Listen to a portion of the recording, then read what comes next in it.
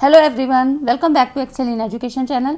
Friends, यहाँ पर इस चैनल पे हम तैयारी करते हैं यूजीसी नेट दिसंबर 2023 के लिए। ठीक है, पेपर 1 और पेपर 2 एजुकेशन की तैयारी आपकी यहाँ पर होती है। और आज की इस वीडियो में हम लोग बात करेंगे स्वयं प्रभा की न्यू अपडेट क्या है। आपको नंबर ऑफ चैनल्स के बारे में पता होना चाहिए कि अभी कितने चल रहे हैं। ठीक है, इन सारी चीज़ों की जानकारी आपको होनी चाहिए। यह आपके करंट अफेयर से संबंधित टॉपिक बनते हैं और करंट अफेयर के सवाल आपको पता ही है कि हायर एजुकेशन की बात हो, पेपर डेवलपमेंट एनवायरनमेंट की बात हो या आईसीटी से संबंधित हो, तो वहाँ पर से चीज़ें जनरल अवेयरनेस की चीज़ें लिंक करके पूछी जाती हैं। ठीक है, तो ये सारी चीज़ों के अपडेट जानने के लिए आप यहाँ इस चैनल को सब्सक्राइब कर सकते हैं। सब्सक्राइब कर लीजिए और एग्जाम ओरिएंटेड कंटेंट के लिए आप पीडीएफ को पाने के लिए टेलीग्राम चैनल को ज्वाइन करें, जो कि लिंक आपको डिस्क्रिप्शन में मिल जाता है। ठीक है, तो आज की इस वीडियो में हम लोग यही बात करेंगे कि स्वयं प्रभा में क्या चीज़ नई अपडेट हुई हैं और एग्जाम ओरिएंटेड सवाल आपके क्या बनते हैं, किस तरह से पूछे जाते हैं, उन सारी चीज़ों को हम वन लाइनर फॉर्म में यहाँ पर देखते हैं। ठीक है, स्टार्ट करते हैं। यहाँ पर देखिए, यहाँ पर अगर हम अपडेट की बात करें तो अभी क्या है, स्वयं प्रभा के जो चैनल्स हैं उनकी संख्या कितनी हो गई है, 40। इसके पहले मैंने आपको बताया था, आपने देखा भी होगा कि स्वयं प्रभा की वेबसाइट पे उस समय दिए हुए थे। सबसे पहले हम बात करें तो 32 थे। ठीक है, कभी कभी किसी बुक में आपको 32 ही मिलेंगे। उसके बाद हुए 34। ठीक, उसके बाद फिर नया अपडेट आया था, तब 80 बताए गए थे। ठीक है, 80 चैनल्स की बात हुई थी। लेकिन अभी वर्तमान समय की बात करें तो अभी कितने हैं, 40। ठीक है ना, तो अभी कितने हैं, 40 चैनल्स हैं। अगर और कोई अपडेट आती है तो वो हम यहाँ पर आपको इस चैनल से मिलती रहेगी। ठीक है ना, तो अभी कितने हैं, चैनल्स की संख्या 40 है। अब इसके बारे में थोड़ा सा हम जानते हैं कि स्वयं प्रभा से जो क्वेश्चन बनते हैं वो किस तरह से बनते हैं। तो यहाँ पर देखिए, स्वयं प्रभा 40 डीटीएच चैनल का समूह है, क्योंकि अभी नंबर ऑफ चैनल्स कितने हैं, 40 हैं। ठीक है, उसके जो यहाँ पे सैटेलाइट यूज होती है वो कौन सी है, GSAT-15 उपग्रह। GSAT-15 सैटेलाइट का यूज करते हैं, जिसका उपयोग करके 24/7 आधार पे हाई क्वालिटी वाले शैक्षिक कार्यक्रम को प्रसारित किया जाता है। ठीक है, और हर दिन कितने घंटे, तो 4 घंटों के लिए नई जो है कंटेंट यहाँ प्रोवाइड किया जाता है और एक दिन में 5 बार उसको रिवाइज किया जा सकता है। ठीक है ना, तो इस तरह से इसको रिपीट किया जा सकता है 5 बार। और घंटे कितने हैं, 4 घंटे, जिसे कि छात्र अपनी सुविधा के अनुसार चुन सकते हैं, समय अपना चुन सकते हैं। ठीक है, अब उसके बाद देखिए, जो सबसे एक क्वेश्चन यहाँ से बना था प्रीवियस ईयर क्वेश्चन में, वो BSAG-N के बारे में बना था।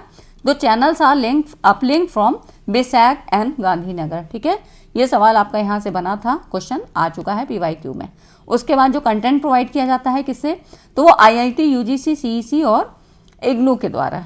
ठीक, तो ये चीज़ें आपको पता होना चाहिए। इसके मेंटेनेंस, ये सारे जो तीनों लाइन है ना, इनसे संबंधित सवाल आपके पूछे गए हैं, आ चुके हैं। INFLIBNET centre maintenance the web portal. ठीक है, तो जो इन्फ्लिबिनेट है ये केंद्र वेब पोर्टल का मेंटेनेंस करता है। तो ये सारे सवाल आपके पूछे जा चुके हैं, तो इसलिए आपको ये सारी चीज़ें जाननी ज़रूरी होती हैं। उसके बाद हम बात करते हैं यहाँ पे जो स्कीम्स चल रही हैं वो क्या क्या हैं। तो स्वयं प्रभा में देखिए, कई जो है ये हायर एजुकेशन की भी बात करता है। तो यहाँ पर कैसे कौन कौन सी चीज़ें यहाँ पर डिवाइड की गई हैं, किस तरह से, तो PM ई-विद्या।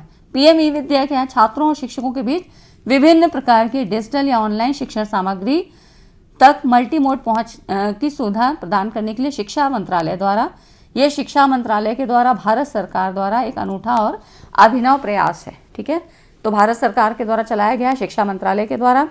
और यहाँ पर डिजिटल या ऑनलाइन जो है मोड, यहाँ पे इसके द्वारा शिक्षण सामग्री को स्टूडेंट तक पहुँचाया जाता है। किसके द्वारा, PM ई-विद्या।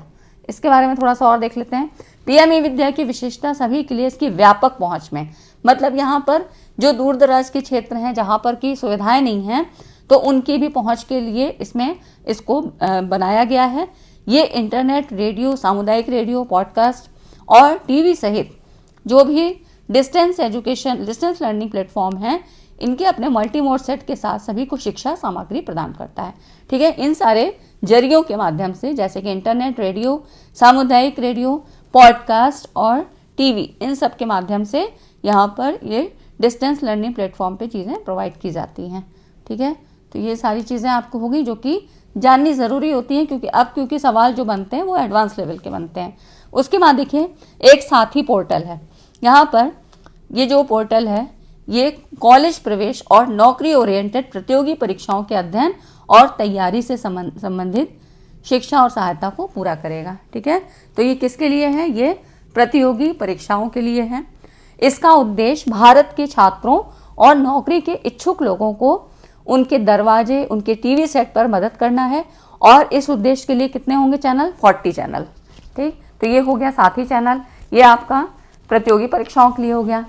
ठीक है, और यहाँ पर दीक्षा, दीक्षा क्या है? इसका फुल फॉर्म ज़्यादा पूछा जाता है और थोड़ी सी चीज़ें भी आपको जाननी चाहिए। तो इसका फुल फॉर्म क्या है? The digital infrastructure for knowledge sharing. ठीक, ये इसका फुल फॉर्म है। ये पोर्टल और मोबाइल ऐप राज्यों, केंद्र शासित प्रदेशों, राष्ट्रीय स्तर के संगठन द्वारा बनाई गई बड़ी संख्या में ई पुस्तक और ई सामग्री का भंडार है। तो दीक्षा के बारे में थोड़ी सी चीज़ें और जानिए। एक तो इसका फुल फॉर्म पता होना चाहिए, यही है the digital infrastructure for knowledge sharing.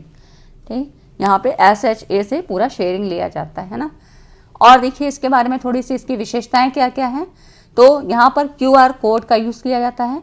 QR code को स्कैन करने के बाद पोर्टल उन सुझावों और विषयों को जो है प्रस्तुत करता है जिसका आप अध्ययन, जिनकी स्टडीज़ करना चाहते हैं। ठीक, तो ये तो QR कोड की बात होगी। भाषा की बात करें तो यहाँ पर हिंदी और अंग्रेजी के साथ साथ और भी कई भाषाएं हैं, करीब 18 भाषाएं हैं, जिसमें तमिल, तेलुगु, मराठी, इस तरह से बहुत सारी भाषाएं हैं। स्थान आधारित पे बात करें, स्थान की, प्लेस की क्या बात है?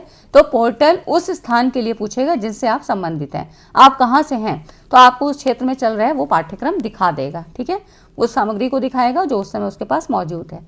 कक्षा आधारित की बात करें तो यूज़र को एक क्लास चुनना होता है जिसका उसे कंटेंट चाहिए, तो इस तरह से उस पर्टिकुलर क्लास का उसको कंटेंट मिल जाएगा, है ना। तो ये हो गई डिजिटल जो है दीक्षा के बारे में। अब देखिए सबसे ज़्यादा ज़रूरी चीज़ ये है आपकी स्वयं कोऑर्डिनेटर। यहाँ से सवाल हमेशा पूछे जाते हैं और इसका PDF आपको मिल जाएगा टेलीग्राम पे। ठीक है, तो चैनल को सब्सक्राइब ज़रूर कर लें और PDF के लिए टेलीग्राम लिंक को ज्वाइन कर लें। और वीडियो आपको अभी तक अच्छी लगी, पसंद आई, समझ में आया कि हाँ मेरा टाइम वेस्ट नहीं हुआ, तो वीडियो को लाइक ज़रूर करें और चैनल को सब्सक्राइब करें। आप देखिए स्वयं कोऑर्डिनेटर, हो सकता है आपको यहाँ पे PPT में ना दिख रहा हो तो इसकी PDF आपको मिल जाएगी। ठीक है, यहाँ पर देखिए स्कूल एजुकेशन के लिए क्या क्या है, ये चीज़ें आपको जाननी चाहिए क्योंकि क्वेश्चन यहाँ से पूछे जाते हैं। तो ऐसा चार्ट ही आपको याद करना बेटर रहेगा, है ना। स्कूल एजुकेशन के लिए क्या क्या है? NIOS है, national institute of open schooling, NIOS। ठीक, उसके बाद NCERT होती है, national council of educational research and training, ये स्कूल एजुकेशन की बात करता है। आउट ऑफ स्कूल एजुकेशन तो IGNOU जो कि डिस्टेंस लर्निंग प्रोग्राम के लिए है। ठीक है, Indira Gandhi national open university सभी को पता है, IGNOU, जहाँ डिस्टेंस लर्निंग प्रोग्राम हम करते हैं। अंडर ग्रेजुएट जो है एजुकेशन के लिए यहाँ पे है engineering education, national programme on technology enhance learning. ठीक है, NPTEL, है ना। तो ये हो जाता है आपका। उसके बाद management education, Indian institute management Bangalore, ठीक, IIM जिसकी बात करते हैं। उसके बाद है CEC, consortium for educational communication. ठीक, और फिर यहाँ पर बात करते हैं पोस्ट ग्रेजुएट एजुकेशन के लिए, यहाँ पर engineering education, national programme on technology enhance learning, NPTEL। ठीक, इसका फुल फॉर्म अभी पूछा गया था, MP सेट के में एग्ज़ाम में भी पूछा गया था, है ना। तो ये चीज़ें आप लोग थोड़ा ध्यान से पढ़िए। Management education, Indian institute of management, IIM Bangalore. उसके बाद है UGC, पता ही है सबको, ये हो जाती है PG के लिए। ठीक है, पोस्ट ग्रेजुएट एजुकेशन, इसीलिए मैंने आपको ये चार्ट के फॉर्म में दिया है। टीचर ट्रेनिंग प्रोग्राम के लिए इसका फुल फॉर्म पूछा जाता है, NITTR, NITTR है। ठीक है, तो यहाँ पर देखिए national institute of technical teachers training and research. ठीक है, technical teachers training and research, इसको याद रखिएगा। उसके बाद आता है सेल्फ पेस्ड, AICT, तो 9th कोऑर्डिनेटर्स हैं स्वयं के, है ना, AICT, all India council for technical education. ठीक, तो ये इसको आप बिल्कुल याद रखिएगा एज इट इज़, तो आपको कोई प्रॉब्लम नहीं होगी, ये सारी चीज़ें आपको अच्छे से समझ में आ जाएंगी। ठीक है, PDF आपको मिल जाएगा, उसके लिए चिंता मत किया करिए क्योंकि PDF तैयार नहीं हो पाती है तो तुरंत मिलने में थोड़ी सी लेट हो जाता है। ठीक है, तो आप बिल्कुल परेशान मत होइए, आपको सारी PDFs मिल जाएंगी। मैं क्या करूँगी रख के, मैं आपको देने के लिए बनाती हूँ। ठीक है, तो इसलिए आप लोग बिल्कुल चिंता मत करें, पढ़ाई करिए और अपने एग्ज़ाम को फोकस करके एग्ज़ाम ओरिएंटेड पढ़ाई करिए, है ना। टाइम इतना ज़्यादा नहीं है तो एग्जाम ओरिएंटेड पढ़ाई करिए और सक्सेस को हासिल करिए। ठीक है फ्रेंड्स, तो मिलते हैं अगली वीडियो में। अगर वीडियो आज की अच्छी लगी हो तो वीडियो को लाइक एंड शेयर करिएगा, क्योंकि करंट का भी चीज़ यहाँ पर आपको कवर कराया जाता है। जो भी चीज़ें करंट की हैं अपडेटेड फॉर्म में, वो सारी यहाँ पे आपको प्रोवाइड की जाती हैं, है ना। तो चैनल को सब्सक्राइब कर लीजिए और टेलीग्राम चैनल को भी ज्वाइन कर लें। वीडियो को लाइक एंड शेयर ज़रूर कर दीजिएगा। ठीक है, चलिए मिलते हैं अगली वीडियो में। Thanks for watching this video.